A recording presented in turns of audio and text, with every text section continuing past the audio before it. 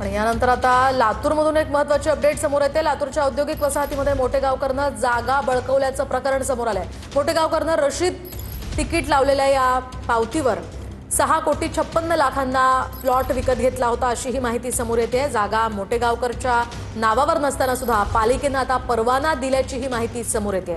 त्यामुळे यामध्ये अनेकांची आता चौकशी होण्याची शक्यता आहे। 2021 साली 21 आणि 22 साली त्यांनी बंद पडलेल्या जयशंकर डाळ मिलचे 4 प्लॉट विकत घेतले आणि ते बंद पडलेले मिलचे प्लॉट हे तर सरकारला जमावायला पाहिजे ॲक्च्युली, पण ते त्यांनी विकत घेतले। मग ते विकत घेताना पण त्यांनी 6.5 कोटी रुपये दिल्याचं म्हटलं त्याच्यामध्ये।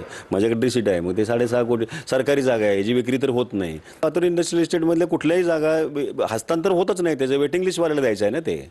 तर ह्यांच्या नावावर यांनी जे पैसे देऊन जागा ताब्यात घेतले आणि खोटा अफिडेविट त्यांनी महानगरपालिकेतून बांधकाम परवाना देखील मिळवला आहे। आता प्लॉट अग्रवालच्या नावावर आणि हे बांधकाम परवाना मोठेगावकरच्या नावावर आहे।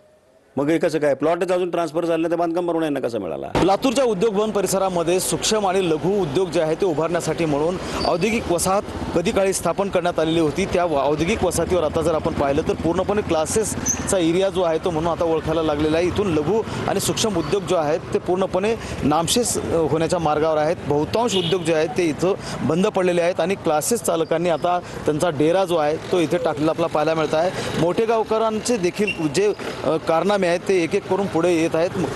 मोठेगावकरांचं जर लक्षात घेतलं तर 6,56,00,000 रुपयांना त्यांनी 2 प्लॉट जे आहेत ते बाइंडिंग कारखान्याचे अनिल अग्रवाल या व्यक्तीकडून साध्या रसीद तिकिटावर विकत घेतल्याचं समोर आलेलं आहे।